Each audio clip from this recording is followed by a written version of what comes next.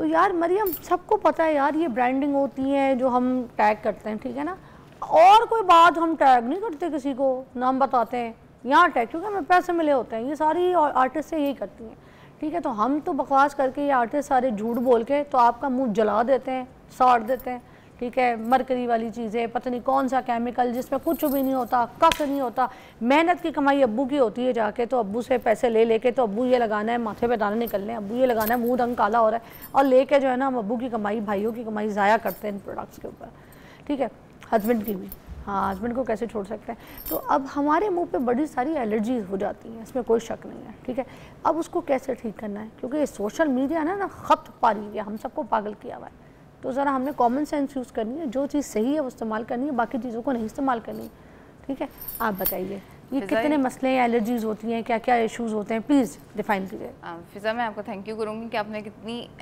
ऐसी बात बताई है जो कि लोगों के अंदर इतनी हिम्मत नहीं होती कि वो लाइव बैठ के मैंने बात कर देखो सके। अल्लाह को जान देनी है ना, मैंने कहा कि यार दूध वाले को थोड़ी देनी चाहिए। मैं हमेशा आपसे भी ये कहती हूँ कि हमें देखें, हमें सही इन्फॉर्मेशन फैलानी चाहिए ना, कि अगर हम डिलीवर करें तो हम सही इन्फॉर्मेशन दें। अब ठीक है ये एक काम है, सबको पता है कि बिजनेस है, ठीक है सब कुछ है, ठीक है, लेकिन अब ये देखें कि जो चीज़ हमें चूज़ करनी है इसके लिए अल्लाह ताला ने हमें अकल दी है, और यही कि वो कहा गया कि उसका इस्तेमाल करें, कि अगर हम राइट टाइम पे राइट प्रोडक्ट चूज़ नहीं करते तो वो आपको डैमेज कर जाती है। ये एक सिंपल सा रूल है कि अगर एक चीज़ आपके लिए नहीं बनी हुई है और आप वो इस्तेमाल करेंगे तो वो आपको डैमेज या एलर्जी कर जाएगी, ठीक है। जैसे अब अक्सर लोग आते हैं वो कहते हैं कि हमने वो देखा था किसी रील में, उन्होंने ये चीज़ लगाई, उनकी इतनी ग्लास स्किन हो गई, शाइनी हो गई, और वो हमने लगाई तो हमारी स्किन जल गई। तो बेसिकली क्या होता है कि दूसरा ये होता है कि उनको फिर थोड़ा बहुत नॉलेज होता है या पता होता है कि हमने अगर एक प्रोडक्ट लगाई है तो उसके साथ कुछ प्रिकॉशंस भी हैं, तो जब कि घर पर हम जब लगा रहे होते हैं तो हम वो प्रिकॉशंस या हमें उन चीज़ों की शुरू से आखिर तक इन्फॉर्मेशन नहीं होती कि इसके अंदर और क्या क्या है, जिसकी वजह से क्या होता है अक्सर वो चीज़ें हमें रिएक्ट कर जाती हैं, रिएक्ट करती हैं तो फिर क्या होता है सन बर्न हो जाता है,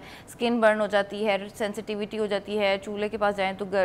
स्किन से हीट निकलती है, कहती हैं हमसे गर्मी बर्दाश्त नहीं होती है, चेहरे पे बाल निकल आते हैं, और फिर एंड पे छाइयाँ पड़ने का मसला हो जाता है अगर बहुत ज़्यादा स्किन जल जाती है और रंगत में जो खराबी अच्छा, जो फिर इस तरह की एलर्जीज़ की वजह से जो झाइयाँ पैदा होती हैं वो पहले सुपरफिशियल फिर डीप टिश्यू के अंदर जाके हो जाती हैं, फिर झाइयों को भी देखना पड़ता है कि ऊपर ऊपर है या अंदर तक डीप आपके टिश्यूज़ में चली गई हैं, तो वो बड़ा मुश्किल होता है उनको निकालना, फिर उनकी ट्रीटमेंट, फिर वो फिर कुछ कहते हैं ना लोग झाइयाँ नहीं जाती, तो फिर ये भी रीजंस होते हैं ना। बिल्कुल, देखो छाइयाँ जो वक्ती तौर पे या किसी रिएक्शन की वजह से छाइयाँ पड़ती हैं ना वो जल्दी चली जाती हैं, लेकिन अगर आपको न्यूट्रिशन ऊपर की लेयर पे होती है, हाँ जो जैसे आपने कहा कि बिल्कुल ऊपर वाली लेयर में होती है, ठीक है, तो वो बहुत आराम से जल्दी ठीक हो जाती हैं अगर आप अच्छे प्रोडक्ट्स इस्तेमाल कर लें, अच्छी चीज़ों अच्छी स्किन पे चीज़ें लगाएं और गैर ज़रूरी चीज़ों से इज्तनाब करें, कुछ मेडिकेटेड चीज़ें, हाँ मेडिकेटेड लगाएं, और उन गैर ज़रूरी जो इंग्रेडिएंट्स हैं वो इस्तेमाल ना करें। मैं तो कोई टोनर भी ना मरियम जी, कोई भी टोनर भी मैं ऐसा इस्तेमाल ही करती जो मेडिकेटेड ना हो। हाँ बिल्कुल, सोप हो, फेस वॉश हो,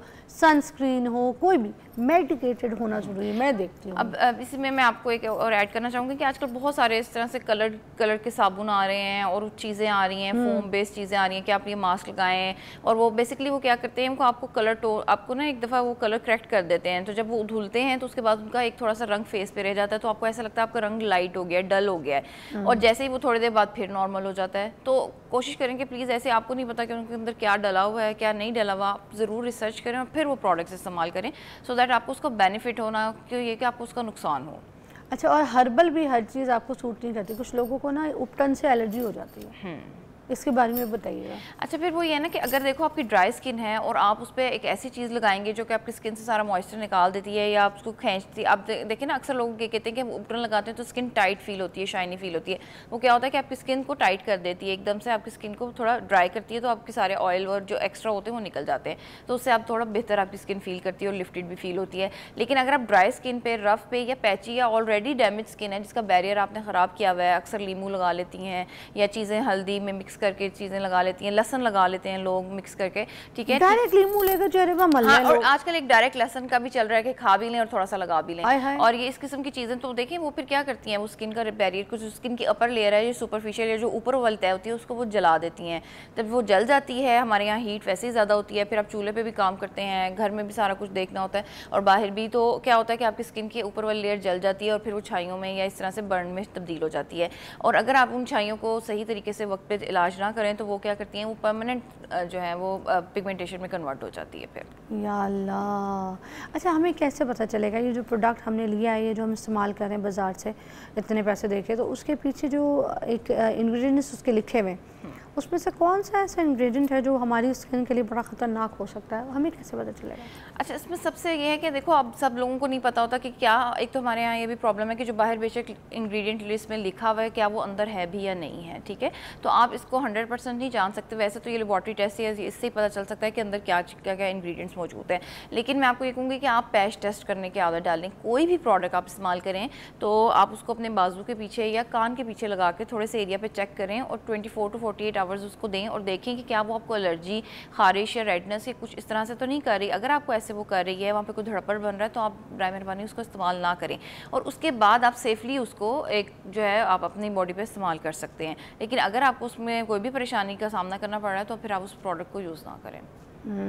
अच्छा, समटाइम्स एक और चीज़ होती है, हमने प्रोडक्ट लिया, हम उसको इस्तेमाल कर रहे हैं, मगर करते करते मोस्टली ये होता है जब हम बड़े साइज़ का कोई मॉइस्चराइज़र लोशंस बॉडी के ले लें, मुंह के ले लें, तो वो ना उसकी डेट शायद एक्सपायर हो जाती है। शुरू में तो बड़ा अच्छा असर करती है, स्किन में बड़ा मॉइस्ट होता है, सब कुछ होता है, मगर आगे जाके कुछ महीनों के बाद जो है ना वो एक्सपायर हो जाती है शायद। इस वजह से आपको चेहरे पे एलर्जी, हल्की सी जलन, इचिंग, कुछ आँखों में भी लगना शुरू होती है, फील होती है। तो वो क्या वाकई प्रोडक्ट एक्सपायर होती है, उसमें कहीं लिखा होता है, कोई मेंशन होता है उन मॉइस्चराइजिंग की शीशियों पे या फिर सनब्लॉक की शीशियों पे कहीं लिखा होता है? अच्छा, आप उसको बिल्कुल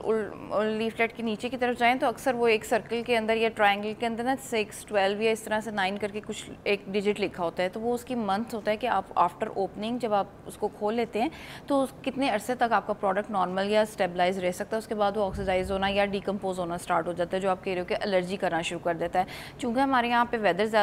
हॉट होता है, टेम्परेचर भी ज़्यादा होता है और सब जगह हर जगह एसी नहीं लगा होता, तो अक्सर प्रोडक्ट में लिखा होता है कि कीप इन रूम टेम्परेचर या कोल्ड प्लेस या कीप अवे फ्रॉम सनलाइट, ठीक है। तो आपने क्या करना होता है कि इन प्रोडक्ट को कुछ ठंडे जगह पे रखें। अगर तो आपको विटामिन सी जैसे सीरम में अक्सर लोग कंप्लेन करते हैं कि खोलने के 10 दिन बाद ही उसका कलर चेंज हो गया, उसमें स्मेल आने लग जाती है, वो ऑक्सीडाइज हो जाता है, तो उसको आप फ्रिज में रख लें, ठीक है। और जितनी प्रोडक्ट्स कुछ ऐसी हैं वो आप जहाँ पे भी सोते हैं और जो कमरा ठंडा है, जहाँ धूप कम आती है, रोशनी कम हो, वहाँ पे आप उसको रखें, सो दैट वो इतनी ज़्यादा हीट से और गर्मी से ख़राब ना हो, बिल्कुल ही डिकम्पोज होती है। ये भी होता है कि विटामिन सी की जो क्रीम है या लोशन है, अगर कोई चेहरे पे लगाता है, सीरम लगाता है, तो उसमें ना थोड़ा सा चेहरे पे ऑक्सीडाइज सा जैसे गरम गरम लगता है, तो वो सबको लगता है या फिर ये ख़राब हो जाता है? तो सब लगता है यूजुअली जब एक तो ये इसका मतलब है कि वो आपको इतना सूट नहीं कर रहा, ठीक है, कि आपका स्किन बैरियर अभी ठीक नहीं है जिसके ऊपर वो आपको गरम लग रहा है आपको, हाँ, क्योंकि वो हीट दे रहा है, हाँ, क्योंकि एक्टिव है ना, तो एक्टिव इंग्रेडिएंट आप जब तक आपकी स्किन अगर थिक नहीं है, स्ट्रॉन्ग नहीं है, तो आप इस तरह से इस्तेमाल ना करें, ठीक है। और उसके लिए अगर फिर भी आप करना चाहते हैं तो नीचे कोई मॉइस्चराइजर सिंपल लगा लें, कोई भी हाइलुरोनिक एसिड बेस लगा लें,